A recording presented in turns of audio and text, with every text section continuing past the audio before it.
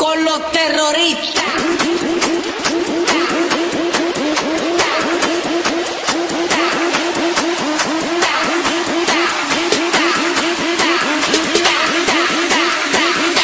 And do the Harlem Shake.